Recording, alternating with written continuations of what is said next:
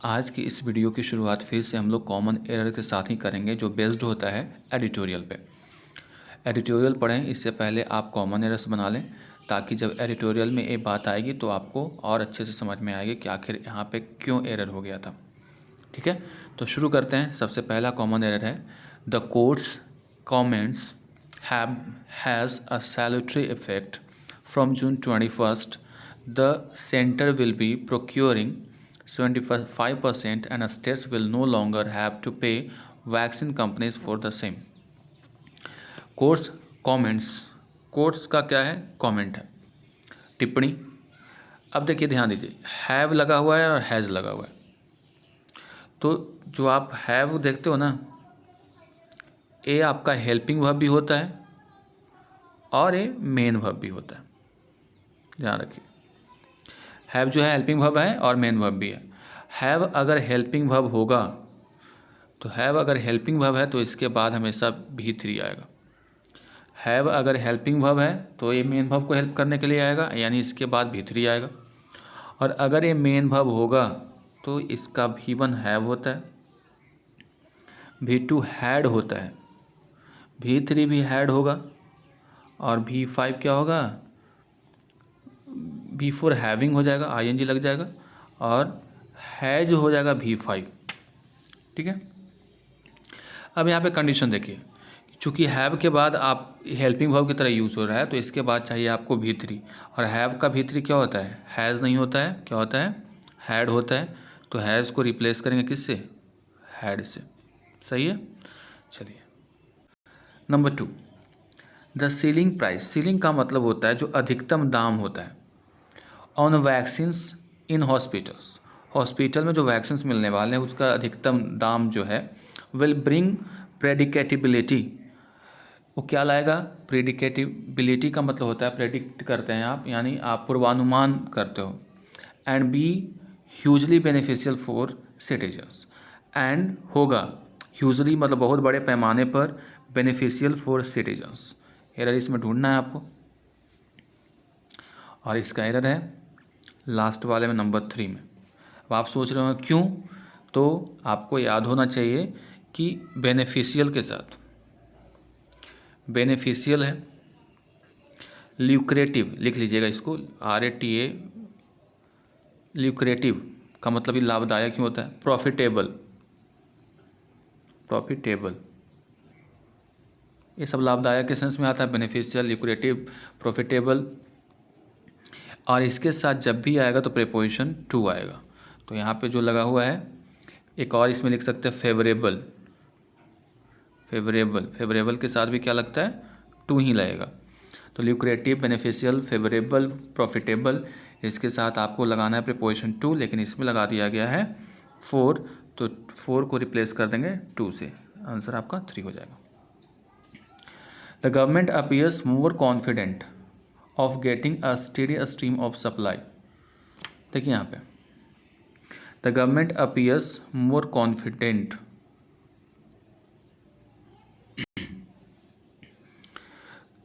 अगर एरर इसमें देना होता तो कॉन्फिडेंट को कॉन्फिडेंस कर दिया जाता, कॉन्फिडेंट को कॉन्फिडेंस कर दिया जाता, लेकिन यहाँ पे है ये कॉन्फिडेंट तो होगा भी कॉन्फिडेंट, इसलिए इसमें आंसर जो हो गया आपका नो एरर होगा। अब बात करते हैं आज के एडिटोरियल की। क्या है इसका टाइटल? लिखा हुआ है अ नेसेसरी रिवर्सन। रिवर्सन का मतलब क्या होता है? रिवर्स हो जाना। रिवर्स का मतलब क्या? किसी चीज़ से बैक हो जाना, पीछे आ जाना। आपने एक डिसीजन लिया था और डिसीजन से फिर से उसी डिसीजन को आ गए जो पहले था, तो आपने बैक कर लिया उससे, तो ये रिवर्सन कहलाता है। अब ये आखिर क्यों ऐसा कहा जा रहा है? इसका टाइटल अननेसेसरी मतलब आवश्यक, रिवर्सन का मतलब होता है जस्ट उलट जाना, अपनी बात से पलट जाना। तो क्यों ऐसा कहा गया? तो ऐसा इसलिए कहा गया था, मैं थोड़ा सा इसका कॉन्टेक्स्ट आपको समझा दूं, कि जब हमारे देश में सेकेंड वेव आया कोविड-19 का, तो पूरी तरह से जो अस्पताल की व्यवस्था है या पूरा देश, अफरा तफरी का माहौल देखने को मिला हमारे देश में, पूरा देश इससे तबाह हो गया। ऐसी स्थिति में वैक्सीनेशन को लेकर के राज्य और सेंट्रल गवर्नमेंट के बीच में युद्ध छिड़ गया। वैसे राज्य जो केंद्र के द्वारा शासित नहीं है, यानी केंद्र में जिसकी सरकार है उसकी सरकार वहाँ पे नहीं है, तो जो नॉन बीजेपी की जो सरकारें हैं वो बीजेपी पे आरोप लगाना शुरू कर दी कि अपने राज्यों में जहाँ पे इसकी सरकार है वहाँ पे ज़्यादा वैक्सीन दिए जा रहे हैं और हम लोगों को कम दिया जा रहा है। ऐसी स्थिति में प्रधानमंत्री के द्वारा एक मीटिंग बुलाई गई थी और उसमें एक फैसला लिया गया था कि वैसे राज्य जो चाहते हैं कि वैक्सीन को डायरेक्ट वहाँ कंपनी से खरीदना, तो आप डायरेक्ट टेंडर करके आप उसको खरीद सकते हो। तो ये व्यवस्था लागू कर दी गई थी, लेकिन कुछ दिनों के बाद जो राज्य थे जो हमेशा से कंप्लेन करते आए हैं, उन्होंने फिर से कंप्लेन करना शुरू कर दिया कि कहीं पे केंद्र सरकार के को कम दाम पे बेचती है कंपनी और राज्य सरकारों को ज़्यादा दाम पे बेचती है। फिर कहना शुरू कर दिया कि हम लोग को अवेलेबल नहीं हो पा रहा है, राज्य सरकार को नहीं दे पा रही है कंपनी। ये सारी बातें हो रही थी। ऐसे स्थिति में इस मंथ में जो वैक्सीनेशन की प्रक्रिया थी वो बाधित हो गई थी और बहुत कम ही इनोकुलेशन हो पाया था। ऐसी स्थिति में फिर से प्रधानमंत्री ने इस फैसला को, जो फैसला उन्होंने लिया था कि राज्य सरकारों को अधिकार दिया था वैक्सीन खरीदने का, उसको वापस लेते हुए उन्होंने कहा कि ठीक है, मैं फिर से सेंट्रल गवर्नमेंट ही सारी चीज़ों को मॉनिटर करेगी, प्रोक्योर करेगी, खरीदेगी वैक्सीन और उसके बाद राज्यों को मुहैया करवाएगी। यानी जो पहले पद्धति थी, जो तरीका पहले अपनाया गया था, वही तरीका पे वापस आ गया। इसलिए कहा जा रहा है नेसेसरी रिवर्सन, ये ज़रूरी भी था, तो आवश्यक रिवर्जन था। अब एडिटोरियल होगा किस पे? जैसा कि मैंने बताया, ऑन गोइंग बैक मतलब वापस हो जाना, centralised procurement of vaccines, vaccine का जो प्रोक्योरमेंट है यानी खरीदना, वो कैसे हो जाएगा? अब केंद्रीयकृत हो जाएगा या सेंट्रलाइज होगा, या सेंट्रल गवर्नमेंट के अधिकार में रहेगा कि वो वैक्सीन को खरीदे और उसको प्रोक्योर करके राज्यों को उपलब्ध कराए। The changes in vaccine policy should help improve India's response to the pandemic. जो चेंजेज हुए हैं वैक्सीन के पॉलिसी में, नीति में, शुड हेल्प, ये मदद करना चाहिए किस चीज़ में? इम्प्रूव करने में इंडियाज़ रिस्पॉन्स, भारत की जो प्रतिक्रिया है किसको लेकर के? पैंडेमिक को लेकर के, उसको ये इम्प्रूव करेगा। ये नया जो चेंज लाया गया है वैक्सीन के पॉलिसी में, ये था लेखक का मत। अब बढ़ते हैं आगे, क्या बात कही जा रही है यहाँ पे? The centre has announced a much needed course correction in India's vaccination policy. Centre has announced, centre ने अनाउंस किया है, क्या घोषणा की है? मच नीडेड, जिसकी बहुत ज़्यादा आवश्यकता थी, कोर्स करेक्शन। ध्यान दीजिए, कोर्स करेक्शन का मतलब होता है जिस रास्ते पे आप चल रहे थे, जो तरीका अपना रहे थे, उसमें करेक्शन कोर्स करेक्शन कहलाएगा। यानी उसमें करेक्शन, यानी जो सही किया आपने, जो रास्ता पर चल रहे थे आप, जो पद्धति अपना रहे थे, उसमें जो करेक्शन किया वो कोर्स करेक्शन है। तो भारत ने क्या किया है कि अपना जो तरीका था उसमें बदलाव लाया है। इंडिया को जो वैक्सीनेशन की पॉलिसी है उसमें बदलाव लाया है। With prime minister Narendra Modi taking the podium to announce. ये कैसे हुआ? प्राइम मिनिस्टर ने, टेकिंग द पोडियम का मतलब होता है, पोडियम आपने देखा होगा कि जब कोई वक्ता बोलता है तो उसके आगे एक लकड़ी का बना हुआ रहता है ऊंचा में, और यहाँ पे वो खड़ा होकर के उसके सामने बोलता है, यानी मंच कह लो। तो उन्होंने मंच का इस्तेमाल किया टू अनाउंस, क्या अनाउंस करने के लिए? दैट की द मंथ ओल्ड डिसीजन, जो महीने पहले एक डिसीजन लिया गया था, to leave a states to procure vaccines. और डिसीजन ये था जिसमें कहा गया था कि राज्यों पे छोड़ दिया गया था कि आप अपने वैक्सीन को प्रोक्योर करें, खरीदें, ऑन देयर ऑन, खुद से। किसके लिए? फॉर देयर 18 to 44 पॉपुलेशन, जो 18 से 44 वर्ष के लोगों को जो वैक्सीनेशन करवाना था उनके लिए। Would be ending in 2 weeks, जो समाप्त हो जाएगा 2 सप्ताह में। यानी प्रधानमंत्री ने मंच का इस्तेमाल करते हुए ये अनाउंस किया कि जो मंथ पहले डिसीजन लिया गया था कि प्रोक्योरमेंट ऑफ वैक्सीन को छोड़ दिया जाता है राज्यों के ऊपर, वो 18 से 44 के पॉपुलेशन को वैक्सीनेशन करवाने के लिए, जिसकी मियाद जो है एंड हो जाएगी 2 weeks में। अब क्या था मामला? यहाँ पे लिखा हुआ है स्टेट्स वर अलाउड टू, वर लिखा हुआ है नहीं कि ऐसा हुआ था, तो राज्यों को अलाउ किया गया था to procure 25% of the vaccines manufactured and centre 50%। फैसला लिया गया था कि जो 25% राज्य सरकारें प्रोक्योर करेंगी, खरीदेंगी जो मैन्युफैक्चर होता है उसको, और 50% रहेगा सेंटर के पास।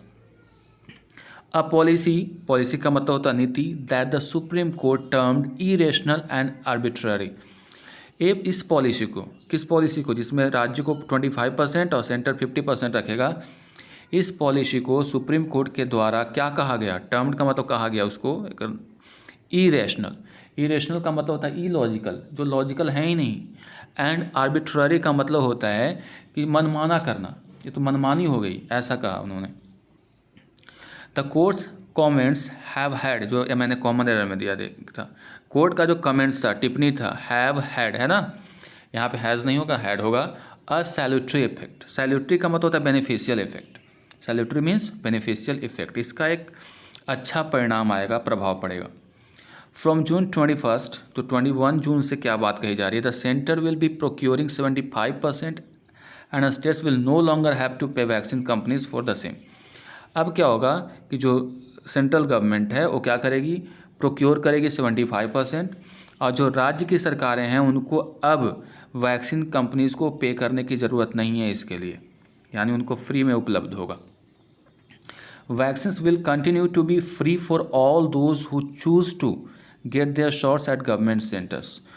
वैक्सीन जो होगी वो लगातार फ्री रहेगी, जैसा चलता है अभी तक, उनके लिए जो चूज करते हैं टू गेट देयर शॉट्स, अपना वैक्सीनेशन करवाना, गेट देयर शॉट का मतलब अपना वैक्सीनेशन करवाना, गेट द शॉट वैक्सीनेशन करवाना एट गवर्नमेंट सेंटर्स। अगर कोई भी व्यक्ति गवर्नमेंट सेंटर पे वैक्सीनेशन करवाता है, चूज करता है, तो ऐसे व्यक्तियों के लिए वैक्सीनेशन फ्री हमेशा से जैसा रहा है वैसा रहेगा। The 25% vaccine that were allotted to private hospital will continue to, जो 25%, पिछले बार भी कहा गया था कि जो 25% वैक्सीन है वो प्राइवेट हॉस्पिटल्स को उपलब्ध कराए जाएंगे और वो अपना उचित दाम पे उसको बेच सकते हैं। तो इस तरीके में भी जो नया पद्धति अपनाया गया, जिसमें 75% तो गवर्नमेंट, सेंट्रल गवर्नमेंट के पास होगा, वहीं 25% अभी भी प्राइवेट हॉस्पिटल्स को दिए जाएंगे।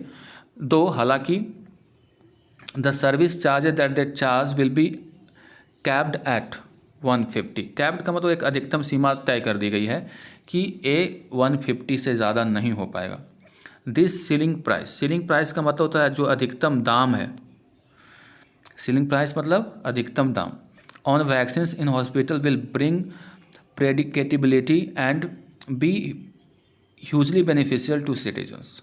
और ये जो वैक्सीन, जो सीलिंग प्राइस है, जो एक दाम फिक्स कर दिया गया है कि मैक्सिमम आप इतना ही ले सकते हैं, ये क्या करेगा कि this will bring predictability. Predictability का मतलब होता है कि जब आप किसी चीज़ को पहले पूर्वानुमान कर लेते हो कि मैं वहाँ जाऊँगा तो 150 रुपया लगेगा, तो इससे क्या होगा कि सिटीजन्स जो हैं, हमारे देश के नागरिक हैं, उनको क्या होगा, फ़ायदा होगा, ह्यूजली बहुत ज़्यादा फ़ायदा होगा। बेनिफिशियल के साथ क्या लगा हुआ है, 2 लगा हुआ है, ध्यान दीजिए। बेनिफिशियल के साथ अक्सर एग्जाम में 4 लगाकर कॉमन एरर पूछता है। हम लोग इतना यूज टू हो गए हैं beneficial for you, beneficial for this बोलने का, कि हम लोग बार बार गलती कर देते हैं। बेनिफिशियल, ल्यूक्रेटिव, फेवरेबल, प्रॉफिटेबल, इसके साथ हमेशा 2 लगाना है, जो कि कॉमन एरर में दिया हुआ था। The center, which controlled all supply of vaccines and had negotiated prices and orders with Bharat Biotech and Serum Institute, saw itself desperately short of supply. अब कहा जाएगा द सेंटर, यहाँ पे देखिए द सेंटर ए सब्जेक्ट है और इसके साथ वर्ब है सॉ, बाकी जो बीच की चीज़ें हैं वो एडिशनल है। तो the centre saw itself desperately short of, यहाँ इसका इस लिंक है, ठीक है। बाकी जो कॉमा यहाँ से स्टार्ट हो रहा है ये सारे एडिशनल है। द सेंटर विच कंट्रोल, जिसने कंट्रोल किया, ऑल सप्लाई ऑफ वैक्सीन, जितने वैक्सीन की सप्लाई है उसको कंट्रोल किया, and had negotiated prices and orders with Bharat biotech, और उन्होंने बातचीत करके प्राइस का निर्धारण और ऑर्डर्स लिया, किससे, बायोटेक से और सीरम इंस्टीट्यूट से। इटसेल्फ मतलब खुद, saw itself desperately short of supply, उसने पाया अपने आप को, डेस्परेटली मतलब निराशापूर्वक, शॉर्ट ऑफ सप्लाई, सप्लाई की कमी, राइट बिल्कुल, in the middle of India's deadly second wave, उस समय जब भारत, डेडली का मतलब होता है खतरनाक, सेकेंड वेव के चपेट में था, के बीच में था, उस समय वैक्सीन की कमी हो गई। यानी कहना ये चाह रहा है लेखक कि सेंटर जिसने सारी प्रक्रिया को मॉनिटर किया, वैक्सीन के खरीद से लेकर के उसके ऑर्डर्स को मॉनिटर किया, उसको कंट्रोल किया, लेकिन अपने आप को निराशापूर्वक तब पाया जब पूरे देश में कोरोना का डेडली सेकेंड वेव आ गया था। उसी बीच में किस चीज़ की कमी हो गई? शॉर्ट ऑफ सप्लाई हो गई, यानी सप्लाई की कमी हो गई। द हॉस्पिटल इमरजेंसीज, जो हॉस्पिटल में इमरजेंसी जो है, वर्सन द सेंटर्स पैनिक, और जो हॉस्पिटल में इमरजेंसीज आने लगी उससे वर्सन, देखिए यहाँ पे वर्स जो होता है WORSE, देख रहे हो ना, बैड का कॉम्परेटिव डिग्री भी होता है वर्स, लेकिन वर्सन ED लगा हुआ है इसमें, यानी ए जो है ये वर्ब की तरह इस्तेमाल कर रहा है। ठीक है, तो जो हॉस्पिटल में आपातकालीन स्थिति आ गई, इसने वर्सन कर दिया, यानी क्या कर दिया? एकदम बिल्कुल ख़राब कर दिया सेंटर की पैनिक को, और भी बुरा बना दिया। पैनिक का मतलब ही होता है घबराहट, यानी सेंटर की जो पैनिक थी, घबराहट थी, उसको और वो बढ़ा दिया। And so it chose a path that no country had undertaken, इसलिए मजबूर होकर के इसने एक रास्ता अपनाया। किसने? सेंट्रल गवर्नमेंट ने। तो इसलिए लिखा हुआ इट चोज, ये V2 है, इट का चूज का V2 होता है चोज। तो इसने चुना एक पाथ, एक रास्ता, that no country had undertaken, जिसने जो रास्ता किसी भी देश ने अभी तक नहीं अख्तियार किया था, अभी तक नहीं अपनाया था। और रास्ता क्या था? Devolving the responsibilities of buying vaccine to a state, और ये जो वैक्सीन खरीदने का जो रिस्पॉन्सिबिलिटी है वो किसके ऊपर थोप दिया? स्टेट्स के ऊपर, डिवॉल्व कर दिया। ठीक है, कि आप जाओ और अपना वैक्सीन खुद खरीदो, जिसने ऐसा फैसला कोई भी देश दुनिया का नहीं लिया अभी तक, लेकिन भारत ने ऐसा लिया क्योंकि उस समय बहुत ज़्यादा पैनिक स्थिति थी, मांग बहुत ज़्यादा थी, इसलिए सरकार को मजबूरन ऐसा फैसला लेना पड़ गया था।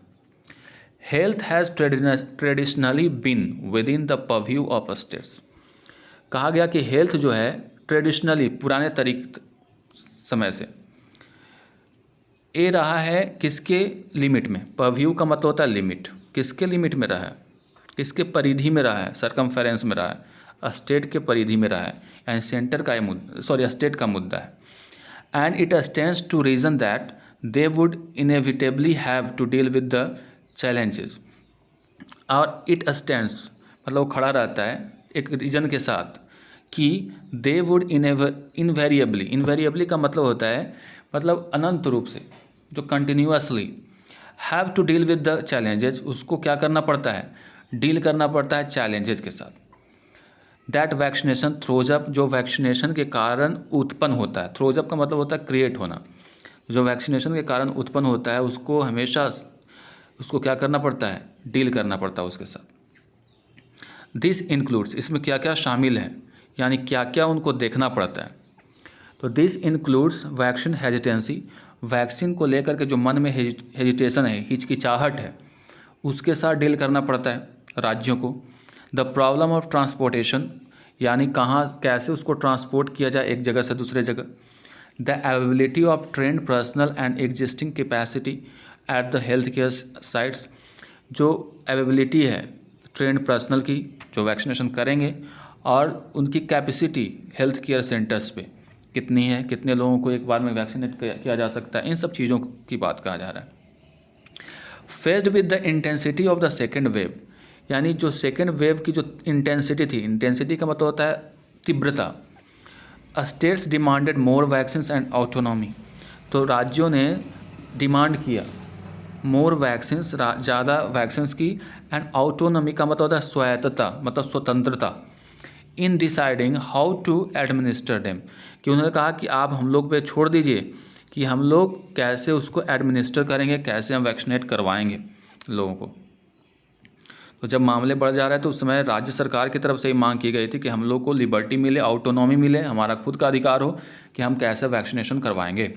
What resulted were frequent public spats with the centre blaming states for inefficiency using the available stock and at demanding more. अब इसका रिजल्ट क्या हुआ कि फ्रीक्वेंट पब्लिक स्पेट हो रहा था, पब्लिक के बीच में नाराज़गी पैदा हो रही थी। विद द सेंटर, सेंटर को blame, with the centre, centre जो था ब्लेम कर रहा था किसको? स्टेट्स को। फॉर इनएफिशिएंटली, मतलब सही तरीके से नहीं, सक्षम तरीके से नहीं, using available stocks and at demanding more. नहीं, सेंटर बार बार ब्लेम कर रहा था राज्य सरकार को कि आप सही से स्टॉक का इस्तेमाल नहीं कर रहे हैं और ज़्यादा से ज़्यादा डिमांड कर रहे हैं। आगे देखते हैं। दो हालांकि there are substantial numbers of senior citizens at to be vaccinated. हालांकि अभी भी एक अच्छा नंबर है, अच्छा का सब्सटेंशियल का मतलब रियल आंकड़ा है, नंबर है, जिसको सीनियर सिटीजन्स का जिनको अभी भी वैक्सीनेशन करवाना है, particularly with a second dose, खासकर सेकेंड डोज। फर्स्ट डोज तो अधिकांश लोगों को मिल गया, लेकिन सेकेंड डोज बहुत कम लोगों को मिला है। इट इज़ क्लियर दैट यह स्पष्ट है कि the foreseeable demand, foreseeable demand का मतलब होता है निकटवर्ती डिमांड, मांग, जो निकट में मांग होगी, यानी अभी तुरंत हाल फिलहाल में जो मांग होगी, will be in the sub 45 categories. वो किस में होगी? 45 कैटेगरी के आसपास लोगों के पास होगी। The government appears more confident, government है वो कैसा प्रतीत होती है? Confident of getting a steady stream of supply, यानी सरकार को लग रहा है कि स्टेडी मतलब slowly and gradually stream of supply मिलेगा उसको from Bharat biotech and serum institute and it a bold move, ये बहुत बड़ा कदम है। हैज़ ऑर्डर, इसने ऑर्डर किया है, किसने? इसने ऑर्डर किया है सरकार ने 30 crore doses of an untested vaccine, 30 crore doses जो कि अनटेस्टेड वैक्सीन है from the Hyderabad based biological assuming that a third wave is not in the विनिसिटी। विनिसिटी का मतलब क्या होता है? जो एक दायरे में होना, ठीक है। तो 30 करोड़ अनटेस्टेड वैक्सीन के डोजेज हैदराबाद बेस्ड बायोलॉजिकल इससे किया गया। ये एज्यूम करते हुए, ये मानते हुए कि जो थर्ड वेव है वो कहीं नहीं टिकेगा इसकी वजह से। These changes in total could be the beginning of a smoother more efficient vaccine roll out. ये जो चेंजेज लाए गए हैं, तो अगर टोटली देखें तो that is going to be smoother, ये स्मूथ है, और मोर इफिशिएंट वैक्सीन का रोल आउट होगा। रोल आउट का मतलब होता है लॉन्च करना किसी चीज़ को। Mr Modi's announcement was preceded by a truculent defence of himself. Truculent का मतलब क्या होता है? एक एग्रेसिव, यानी जो अनाउंसमेंट था उससे पहले एक एग्रेसिव डिफेंस किया अपने आप का। अपने ऊपर जो आलोचनाओं को उन्होंने सहा था, कई लोग उनकी आलोचना कर रहे थे इसके लिए, तो उसका डिफेंस, उसका बचाव किया अग्रेसिव रूप में, आक्रामक होकर के। And his government and passing on blame to a variety of factors, और उन्होंने क्या किया? अपने ब्लेम को, जो उस पर ब्लेम लगाया जाए सरकार को, उसको पास किया वैरायटी ऑफ एक्टर्स, यानी जो लोग कर रहे थे, एक्टर यहाँ पे हीरो हीरोइन की बात नहीं हो रही है, जो लोग इसमें इन्वॉल्व थे उनको क्रिटिसाइज़ करने में। यानी अनाउंसमेंट के पहले उन्होंने अपना बचाव आक्रामक तरीके से करते हुए जो ब्लेम है उन लोगों को के ऊपर थोप दिया जो कि उनके ऊपर आरोप लगा रहे थे, इंक्लूडिंग गवर्नमेंट्स बिफोर 2014। और उसमें कौन शामिल थी? वैसी सरकारें जो 2014 से पहले थी, वो तो हमेशा से रहता है इनका। For India's very real shortcomings on vaccination, और उन्होंने कहा कि जो कमियां रह गई थी वैक्सीनेशन को लेकर के, वो 2013 से ही है, कि 2014 से पहले है, क्योंकि इतना समृद्ध तरीके से वैक्सीनेशन के बारे में सोचा ही नहीं गया था। हाउएवर, हालांकि the path to positive change is often, फिर से देखते हैं इसको। हाउएवर, हालांकि the path to positive change in often meandering is often meandering, जो पाथ होता है, रास्ता होता है पॉजिटिव चेंज का, वो थोड़ा सा उसका जो परिणाम आता है वो पॉजिटिव ही आता है। ऐसा नहीं समझ लेना है कि वो नहीं आता है। And surviving the pandemic and being wiser from mistakes, survive करना पैंडेमिक को, यानी जो पैंडेमिक हमारे ऊपर एक तरह से थोपा गया है उसके साथ सर्वाइव करना। एंड बीइंग वाइजर, थोड़ा सा चालाक होना, बुद्धिमत्ता दिखाना, किससे? मिस्टेक से, जो गलतियां करते हो उसे सीखना। मस्ट बी द स्पिरिट, ये आपका स्पिरिट होना चाहिए, इन विच, जिससे दीज पॉलिसी चेंजेज, जो पॉलिसी में सुधार होता है, जो चेंजेज आते हैं, आर एडॉप्टेड, कैसे इसको एडॉप्ट किया जाता है। ठीक है, कॉमन एरर्स तो कंप्लीट हो गए थे। तो आज के ट्यूटोरियल बस इतना ही, मिलते हैं अगले वीडियो में।